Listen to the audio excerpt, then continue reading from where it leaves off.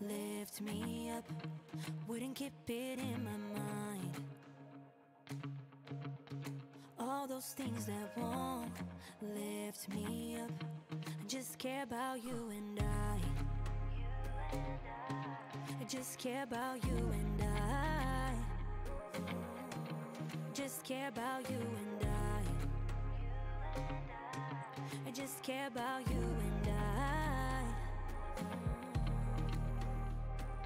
I just need some sunlight, feel it in my bones, to get myself together.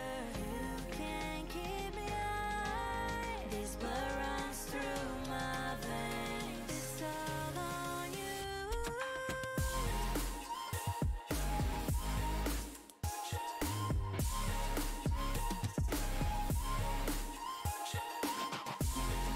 Don't make me go away from you and I.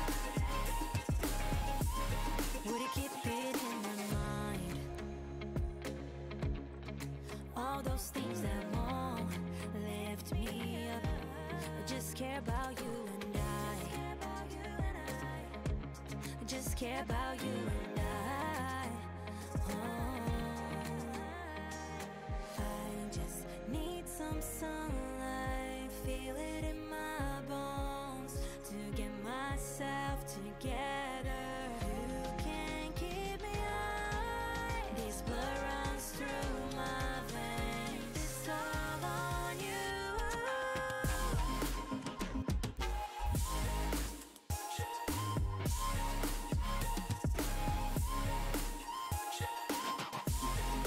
Don't make me go away from you and I.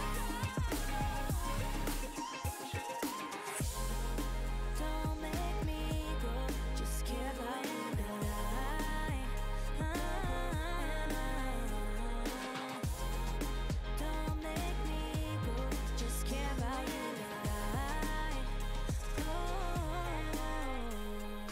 I just need some sunlight, feel it in my bones, to get myself together. You can't keep me high, this blood runs through my veins. It's all on you.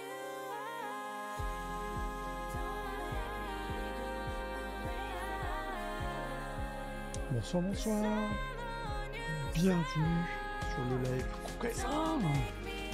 Le live du mercredi, c'est un live dédié aux objets. Donc je vous présente aujourd'hui un objet un peu différent de ce que j'ai l'habitude de présenter. Vous allez voir, c'est un vase Ikebana, un petit vase japonais, qui paraît simple comme ça, et pourtant très décoré. Je commence dans 2 minutes.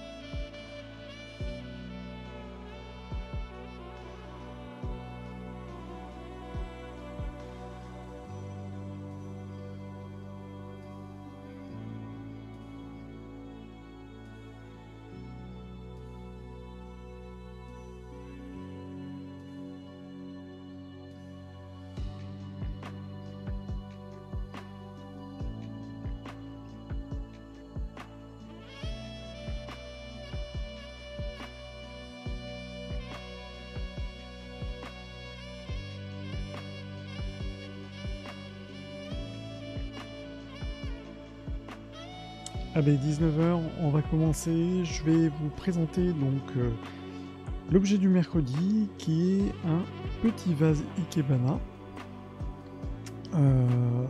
Vous allez voir, c'est un objet en fait qui pour moi me paraît intéressant parce qu'on aura tendance à passer un peu à côté, à se dire oui, bon, c'est pas tellement d'objet d'art, c'est pratique.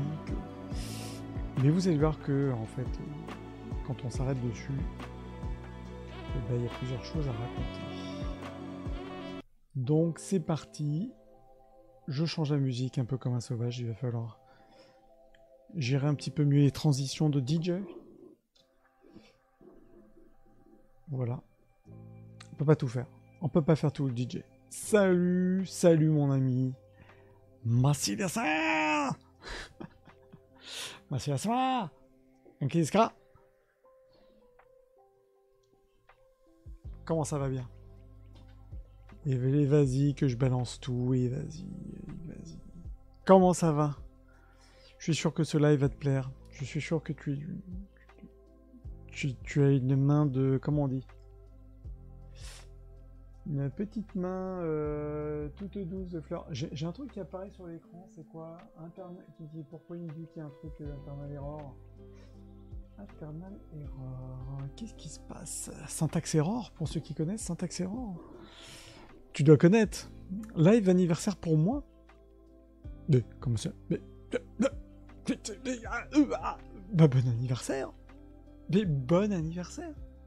Voilà. Regarde, c'est cadeau.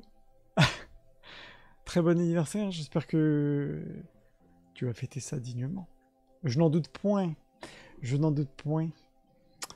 Écoute, merci de dire que je suis un de tes cadeaux d'anniversaire, j'espère. J'ai, à mon avis, le truc, les 503 là. Je vois une notif, un truc internal, donc une belle 503 de serveur. À mon avis, c'est un truc que j'ai voulu activer de rappel de réseaux sociaux juste avant que je lance le live. Et en fait, on va le dégager parce que je crois que c'est ça qui déconne. Je vais faire un test. C'est peut-être pas ça, hein. Mais est-ce que ça change quelque chose? Ça change rien du tout. Si je me mets en pleine poire, est-ce que ça change quelque chose? Il n'y a plus. Si je reviens sur l'objet, il y a quelque chose. Et ben on va faire, c'est pas grave, on va faire 100. 100 crânes luisants. Tout à fait. Parce que là en plus je dois mettre la lumière. Et tu vois, magnifique. Magnifique. D'autant que... voilà, tout ça c'est du naturel, bien évidemment.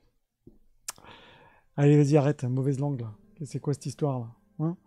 Alors attendez, j'ai quand même ce truc là qui me paraît... non, si je coupe la caméra, elle va pas être d'accord. Qu'est-ce qui se passe? Si moi je me coupe ma trombine, ça va pas. Est-ce que c'est ça qui est pas d'accord? Non. J'essaie de comprendre, hein, mais c'est pas grave, sinon j'essaierai de comprendre après. Voilà, c'était la boîte d'alerte. C'était la boîte d'alerte qui était pas contente. Mais là c'est bon. Let's go. Crâne luisant ou pas, on va parler d'un objet, petit objet, dans lequel je voulais vous présenter aujourd'hui, donc vous l'avez sous les yeux. Pour ceux qui découvrent ce live, le mercredi, je fais un live objet. Un live objet, c'est quoi? C'est je vous présente en fait un objet d'art. Donc je suis spécialiste en art japonais, art coréen, donc j'essaie de vous présenter quand même des objets qui traitent de ma catégorie. De par les objets, d'ailleurs, c'est plus japonais qu'au coréen, parce que les antiquités coréennes sont très compliquées à avoir, à trouver. Donc on va être plus japonais au niveau des objets. Dans les objets que j'ai. Aujourd'hui, je vous présente, donc dans le cadre de ce type de live, l'idée c'est de vous montrer un objet, comme vous n'avez pas forcément l'habitude de voir, et surtout en fait c'est des objets qui sont très souvent présentés dans des musées ou dans des collections, sous vitrine, des trucs que vous n'avez pas forcément l'occasion ou le temps de voir, ou le temps de regarder, ou de bien voir, parce que souvent dans les musées aussi, vous avez des fois des objets qui sont présentés sous vitrine, dans le noir, c'est un peu compliqué, donc c'est tout l'idée, c'est pour ça que je m'étais dit, faisons des live objets, que je fais maintenant depuis l'année dernière, Et donc aujourd'hui, c'est un live un peu particulier en termes d'objet, puisque c'est un objet, je voulais qu'on en parlait parce que je trouve que donc c'est un vase Ikebana. Alors, je le mets comme ça parce que il n'est pas très très grand, hein, il fait 20 cm, quelque chose comme ça, 20-22 cm de long. Je vous le mets comme ça. Il passe nickel pile dans l'écran. Parce que ce genre d'objet, finalement, c'est d'un point de vue français occidental, on va dire, c'est pas d'objet d'art. C'est toute la logique après des mouvements Mingei, Kogei. Je vais en parler de toute façon, en parler à nouveau toute l'année. Mais pourquoi? Parce que nous, on voit ça comme un vase, ok. Sauf qu'en fait, au Japon, bien évidemment, les vases, et dans le cadre de leur utilisation pour l'ikebana, l'art des fleurs, on est sur un objet qui va être qualifié, en tout cas, d'objet d'art. Pourquoi? C'est évidemment le travail fait, c'est pas fait par une machine, hein, c'est fait par un artisan. Des artisans qui sont spécialisés dans ce qu'on va appeler l'art de la vannerie. Si vous ne connaissez pas, c'est l'art de la vannerie.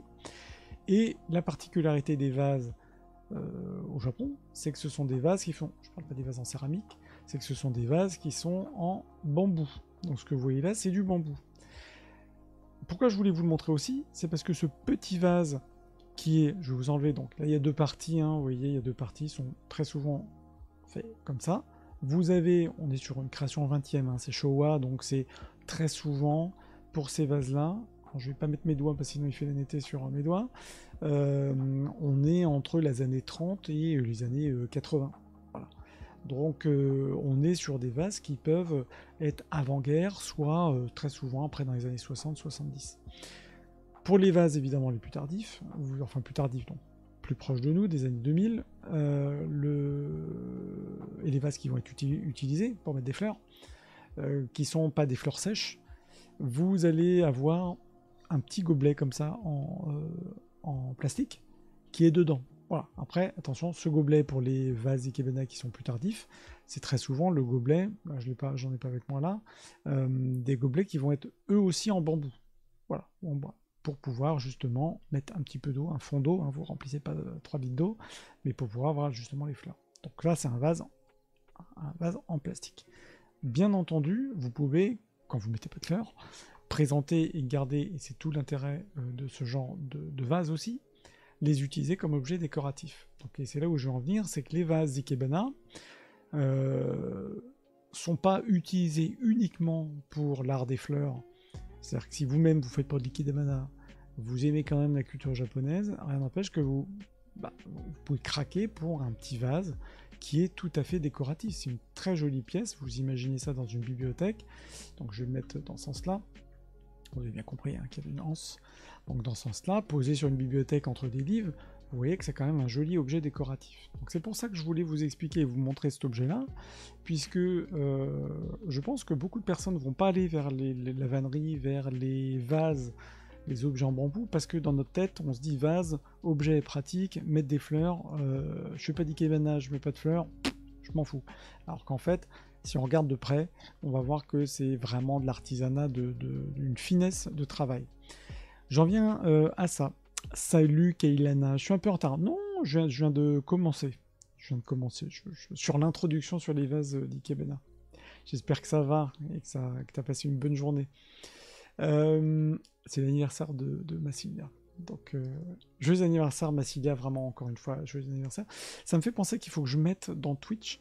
J'avais mis des petites, tout ce qui était emoticons, mais je m'étais mis des sets d'emoticons. Il faut que je joue à ça parce que je crois que les sets d'emoticons que j'avais activés, s'activent de rien du tout. Hein. Donc, il faudrait que je te mette quand même un petit émote de joyeux anniversaire. J'ai des trucs, hein, mais je regarde juste quand même dans les émoticônes que j'ai. Parce qu'évidemment, vu que je suis sur Twitch et je suis d'autres chaînes, j'ai les émoticônes d'autres chaînes. Il y aura un jour, hein, évidemment, des émoticônes Croquessin, évidemment, bien évidemment. Mais là, j'ai pas d'emote, j'ai pas de petites images spéciales anniversaire. Oh bon, bah voilà, tu as mon cœur. Voilà, je vais mettre des cœurs classiques hein, pour l'anniversaire. Quand même, c'est mieux que rien. Une part de gâteau. Mais oui. Bon, me dis pas que 19h10 t'es déjà au gâteau. J'y crois pas. Hein. J'y crois pas. Donc je reviens sur mon sujet de vase Ikebana. Donc ce que je disais avec Elana juste en grosse intro, c'est que je voulais vous montrer comme objet aujourd'hui un objet particulier qui est ce fameux vase, petit vase d'Ikebana en bambou, qui est donc l'art de la vannerie. Pourquoi? Parce que très souvent, comme je disais, en tant qu'occidentaux, on va pas forcément aller vers ce type d'objet. Objet. Alors quand je parle d'objet, c'est objet d'art, objet de collection, parce qu'on aura plutôt tendance à se dire que c'est un objet pratique, usuel, pour mettre des fleurs. Je fais pas d'ikebana, les fleurs, ça m'intéresse sans plus. Je vais pas aller regarder ce genre d'objet. Sauf que, et c'est pour ça que je voulais vraiment vous montrer ça, c'est qu'un petit objet comme ça, donc j'ai enlevé le petit gobelet, hein, je pense que tu l'as pas vu, petit gobelet pour les vases qui sont donc des années 70, entre les années 60 et 90, un grand écart. Les gobelets sont en plastique, donc pas tous, hein, puisque pour les plus tardifs, on est sur des gobelets qui sont aussi en bambou. Donc là, celui-ci a un petit gobelet plastique. Mais vous pouvez aussi le garder, par exemple, le mettre dans sur des étagères, entre des petites sculptures, ou si vous avez, j'en sais rien, des pièces d'armure de samouraï, tout ça, vous posez vos petits vases. C'est très décoratif, même s'il n'y a pas de fleurs dedans. Et c'est pour ça que je voulais montrer que les vases en ikebana, les vases en bambou, qui sont utilisés entre autres pour l'ikebana, vont finalement apporter cette touche de Japon dans un intérieur et sont collectionnés. Donc on a des gens qui collectionnent uniquement les vases ikebana. Vous avez même aujourd'hui des artistes, faut que j'arrête de dire vase ikebana, vase en bambou, parce que vous avez aujourd'hui des artistes qui font des choses. Il y en a un, et je ferai un live là-dessus sur lui, sur son travail, qui fait de la vannerie, mais vous avez peut-être pu voir d'ailleurs des très grandes structures tout en bambou. C'est incroyable. Et puis vous avez d'autres artistes, évidemment artisans contemporains aujourd'hui, actifs au Japon, qui travaillent la vannerie. Donc c'est vrai que la vannerie aujourd'hui, par rapport peut-être à d'autres branches de l'artisanat qu'on connaît par le passé, c'est vraiment un milieu qui est très actif, puisque évidemment l'ikebana est vraiment au cœur de la société japonaise. C'est l'ikebana, je vous le fais en 2 mots, mais je ferai, je pense, un live là-dessus pour vous montrer les liens entre l'ikebana et la cérémonie du thé, parce que les deux sont liés, puisque on va dire que le départ de toute cette histoire-là, et ça va, vous allez comprendre pourquoi c'est du bambou, c'est Sen no Rikyu, qui est donc un éminent personnage du zen, qui a écrit sur la cérémonie du thé, et qui aussi a parlé évidemment de tout ce qui était accessoire, notamment les vases utilisés, tous les outils dans la cérémonie du thé, et on en vient à l'utilisation des outils, cuillères, etc., fouets qui sont en bambou, et on en vient forcément à cet art de l'ikebana, qui derrière, dans l'ikebana, essaye d'expliquer je dirais la vie, le cycle de vie, de mort, l'impermanence. On est vraiment sur des thèmes liés au zen ensuite, et donc un élément comme ça qui est très décoratif, et on utilise le bambou aussi pour ça, pour expliquer le lien entre, je résume très rapidement, mais expliquer le lien entre l'homme et la nature. Il y a plein de recherches qui ont été faites là-dessus, si ça vous intéresse. Pourquoi le bambou? Forcément, ça nous rapproche de notre nature, de la terre, etc. Il y a aussi le jeu dans un vase, dans une pièce comme ça, entre évidemment le vide et le plein. Bref, on est dans toute cette thématique japonaise. Là, je reste focus sur l'objet, mais si ça vous intéresse que je parle de ça, justement, du vide, du plein, de reparler du wabi-sabi, de ces termes-là qui sont des, je vais pas dire termes, des notions qui sont vraiment au cœur de la culture japonaise et de l'artisanat japonais, et ben on prévoira ça, je ferai ça aussi cette année. Mais c'est juste pour que vous compreniez aussi que le choix du matériau du bambou est vraiment lié à toute cette culture, toute cette culture du thé, de l'impermanence, du temps qui passe, de la nature au cœur aussi de la vie de l'homme. Voilà. Je pense que vous avez compris ce que je voulais dire. Tu m'as dit j'ai déjà vu faire des ikebana dans du bambou avec le vase à l'intérieur, c'est dans les fleurs. Oui, tout à fait. C'est pour ça que je trouve que même dans l'art de l'ikebana, au-delà de positionner les fleurs dans un certain sens en fonction de la saisonnalité, il y a vraiment l'ikebana qui est le fait de placer des fleurs, choisir, placer des fleurs pour exprimer quelque chose. bah, vous avez le choix évidemment du contenant, quoi. Qu'est-ce que vous mettez, les fleurs, vous les mettez où? Donc c'est vrai que les vases, vous allez choisir aussi la forme du vase. Est-ce que vous avez une, trois, quatre, plusieurs fleurs? Est-ce que vous avez, bref, une variété de végétaux? Et vous allez choisir le vase en fonction.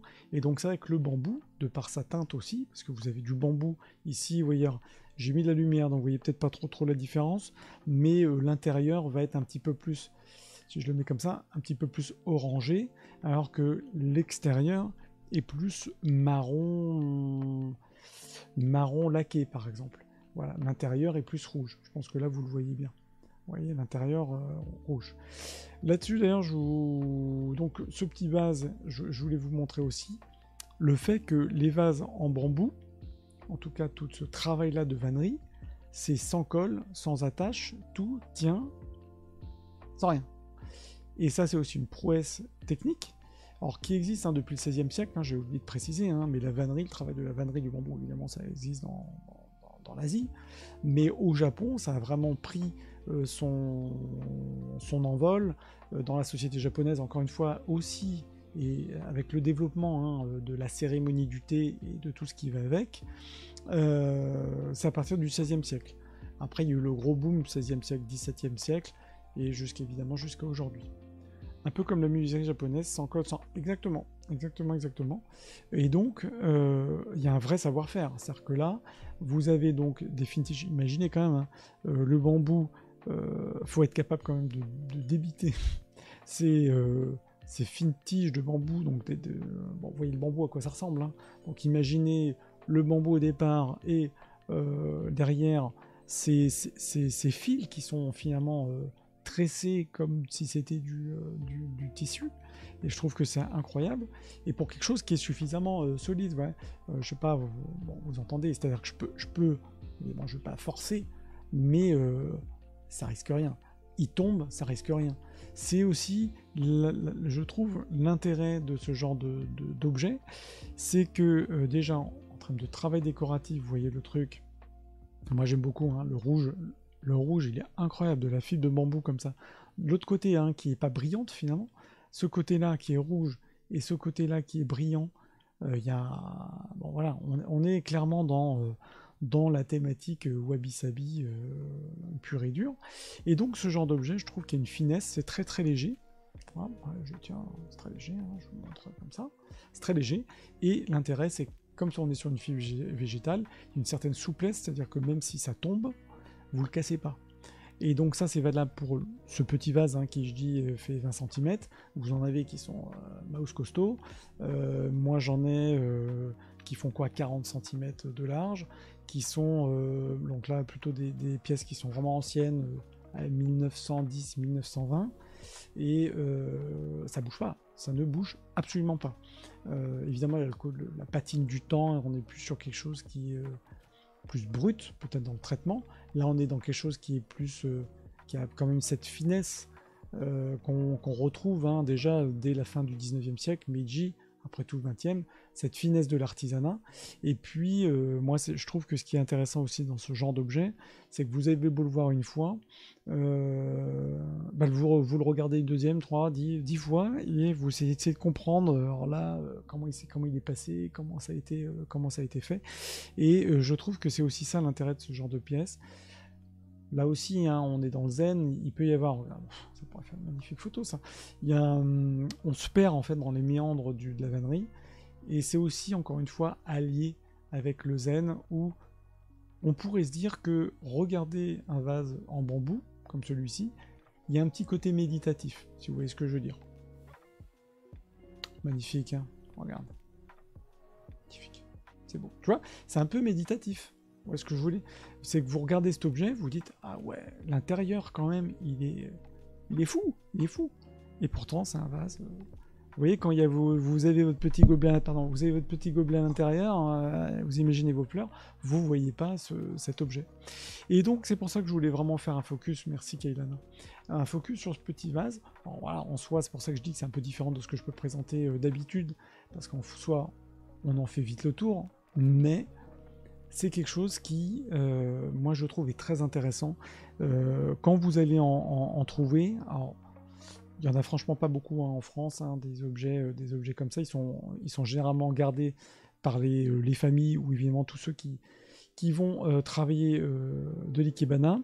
Ce qui est intéressant sur celui-ci, pour moi, il y a 3 niveaux en tout cas dans ce vase. Bon, évidemment, il y a la partie, il y a l'anse qui est très esthétique, il y a une certaine dynamique là dans cette anse qui est magnifique. Imaginez que vous avez des orchidées, je vais le mettre un peu comme ça, vous avez des orchidées qui sortent. Bon, vous voyez, il y a une légèreté et en même temps une tenue du truc. Pareil, ça c'est encore une fois des vraies notions wabi-sabi, le côté souplesse, le côté légèreté, et en même temps on sent que c'est du bambou, quoi. C'est du solide. Quand je vous l'ai dit, ça casse pas, hein. Lance, voilà. Bon, évidemment, je fais attention, mais c'est du solide. Et je crois que c'est ça aussi le truc, c'est qu'on a l'impression que c'est très très léger, et en même temps, bah, ça a la force du bambou. Ça, c'est un truc incroyable.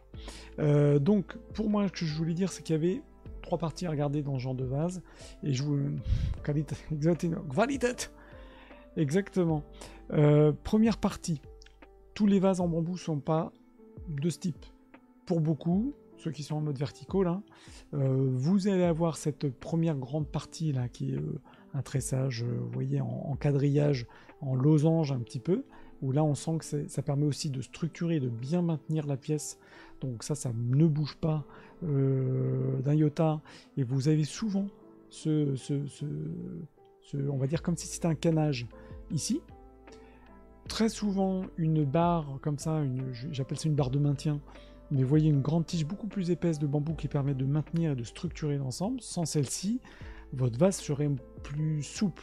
Évidemment, là, comme je disais, hein, c'est dur. Donc là, avec ça, ça permet de maintenir l'ensemble. Donc, vous voyez, c'est, comme tu le dis, Kailana, ça se rapproche des notions d'architecture.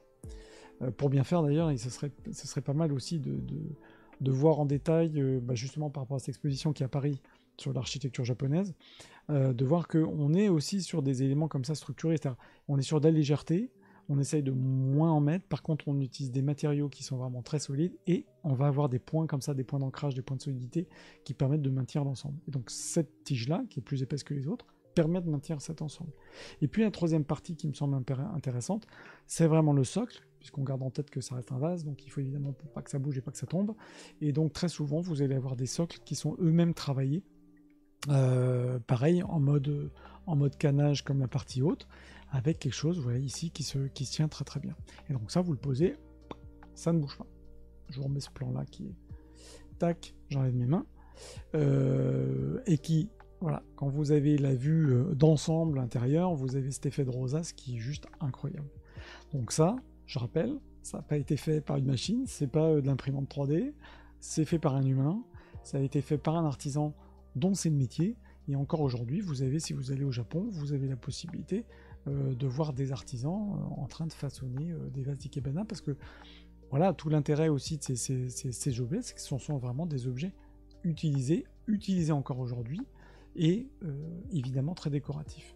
Donc point des fois j'ai des demandes, par exemple de gens qui vont avoir des pavillons de thé, qui font pas d'ikebana, ou des archives d'intérieur, qui veulent dans le cadre d'une décoration, vont rechercher des pièces comme ça, purement japonaises. Je trouve que tout l'intérêt en plus de ce genre d'objet, c'est que ça se glisse, à mon sens ça se glisse partout. Et il y a ce côté japonais, de la finesse du travail, etc. Mais... vous voyez ce que je veux dire, c'est pas les objets rouges vifs, on est vraiment dans quelque chose qui est très délicat et qui va pouvoir se mettre, comme je disais tout à l'heure, dans une bibliothèque, à côté d'une céramique, où vous allez pouvoir mettre vos fleurs si vous aimez vous acheter 3 fleurs de temps en temps. Et ben c'est quelque chose qui vaut vraiment le coup. Donc voilà. Donc c'est pas un grand live que je vous fais aujourd'hui, mais je tenais vraiment à vous présenter ce petit vase parce que je trouve que l'ikebana, en tout cas les vases en bambou, on n'en parle pas assez. On parle beaucoup, et ça je vous laisserai aller regarder, les artistes contemporains japonais qui font du bambou. Je pense que je ferai un focus si c'est quelque chose qui vous intéresse, parce que le bambou, encore une fois, est peut-être par rapport à d'autres métiers, typiquement la forge, où aujourd'hui on va plus fabriquer il y en a qui le font, mais les gardes de sabre ou tout ce qui va être éléments en métal utilisé pour les sabres, parce qu'évidemment aujourd'hui on ne travaille plus avec un sabre. Là pour le coup, ça peut dater du XVIe siècle, je rappelle celui-ci est du XXe, mais vous allez avoir des objets qui sont encore fabriqués avec les techniques anciennes, et ça c'est tout l'intérêt de ce genre de pièces. Et c'est vrai que quand je vois ça, moi pour le coup c'est vraiment la trace de de ce savoir-faire, de cet artisanat qui date depuis plusieurs siècles et qui est encore valide au Japon. Donc voilà, joli petit vase. En termes de prix, parce que je termine souvent pas ça, ce genre de petit vase, c'est pas exorbitant, c'est 130, 200 euros, ça va dépendre de la taille de l'objet, mais vous avez un objet qui est unique. J'ai pas oublié de préciser aussi, mais quand vous avez des artisans du bambou qui font des vases, certes ils peuvent faire plusieurs fois le modèle, mais enfin chaque vase, et c'est comme la céramique, tous les vases sont différents. Donc vous n'en trouverez jamais de même, et plus vous allez remonter dans le temps, notamment au début Showa, donc vers 1920-1930, vraiment début du siècle, bon bah là autant dire que vous avez des canages qui sont beaucoup plus, on va dire, moins aérés, plus bruts, et ça on va tomber dans pas le Kogei, on va plutôt tomber dans le mouvement Mingei. Typiquement là on est vraiment dans ce mouvement Mingei, où on est sur l'idée d'avoir des objets, encore une fois, faits à partir de matières naturelles, qui sont brutes, sans chichi, et en même temps qui derrière vont avoir toute cette délicatesse japonaise. C'est magnifique. Je dis des phrases incroyables. Donc voilà. Est-ce que vous connaissiez un peu les vases, ce genre d'objets, qui sont pas tellement représentés quand même dans les musées, parce que, en musée français, parce que à mon sens, on estime que ce sont des objets, toute l'histoire du Mingei, de Yanagi, je vous en parlerai peut-être du Ming, de ce mouvement Mingei, je vais refaire quelque chose là-dessus. Mais la prochaine fois que vous vous envoyez au musée, regardez, arrêtez-vous 2 secondes, regardez le détail, vous verrez que c'est assez impressionnant. Voilà pour ce petit live objet du mercredi. N'hésitez pas si vous avez des questions, si vous souhaitez que je vous montre des objets en particulier, et ben cool, tu vois, voilà, t'as découvert le jour de ton anniversaire un petit vase d'Ikebana qui est merci beaucoup, et voilà, je voulais aussi montrer que c'était très léger, parce que souvent du moins on n'a pas trop, on a peur un peu d'y toucher, quand on en voit on a peur d'y toucher. Faut vraiment pas hésiter, ça ne risque absolument rien. C'est solide, c'est du bambou. Alors, évidemment, si vous allez au marteau, ça va se péter. Ça va plus se tordre que se casser, d'ailleurs. Ça va pas se casser. Faut vraiment y aller franco pour que ça se casse. Et puis, j'ai oublié de préciser, mais pour finir, vous en avez aussi certains qui sont laqués.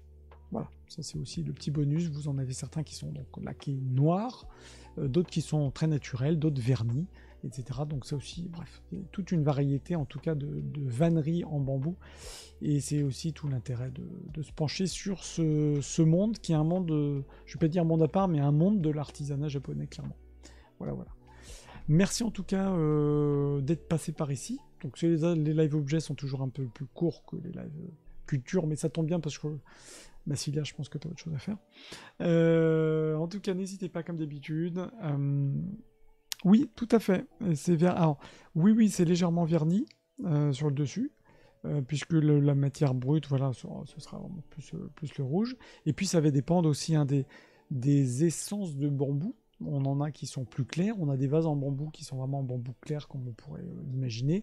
Et puis, il y en a d'autres qui sont, comme je disais, laqués. Et c'est tout.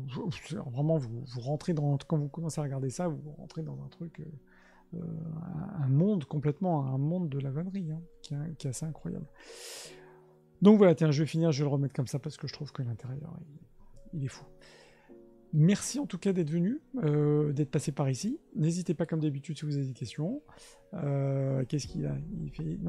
Il hésite, il a envie, il n'a pas envie.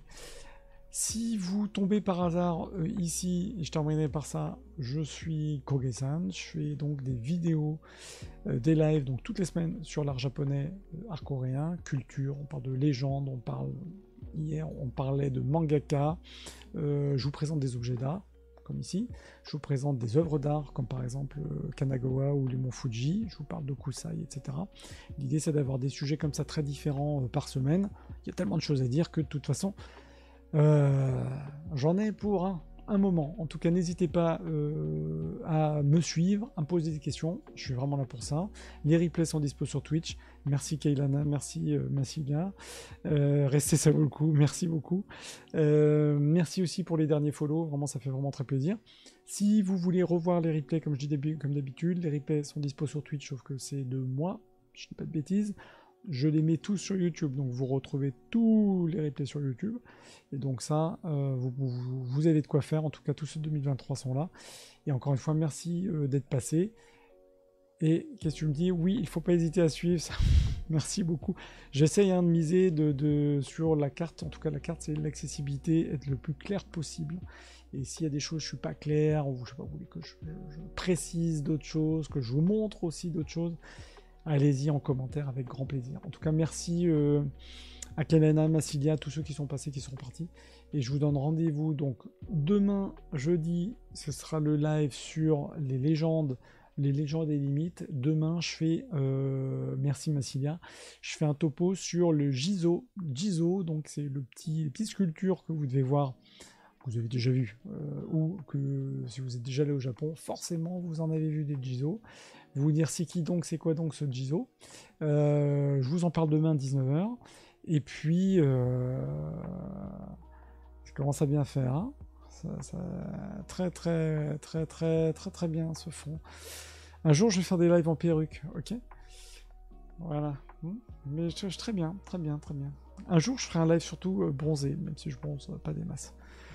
Bah écoute, très bien, Kailana, top si ça t'intéresse. Oui, le Jizo, je me dis, Jizo, c'est quand même un élément important de la culture japonaise, donc ça je vous en parle demain 19h.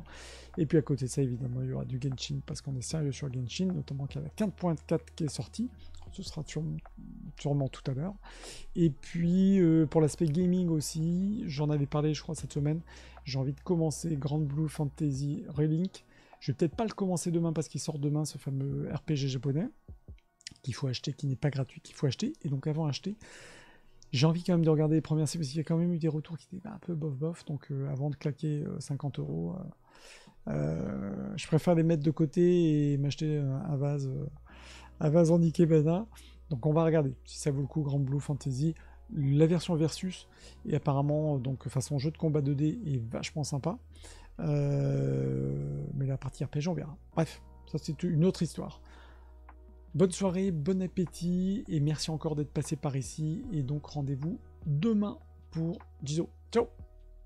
Et bon anniversaire encore une fois à notre ami Massilia. Bon anniversaire à toi. Faites bien ça, souffle tes bougies. Tes 72-42 bougies. Allez, salut. Ciao. À demain, ou peut-être à tout à l'heure si vous repassez pour du Genshin. Ciao. Hop.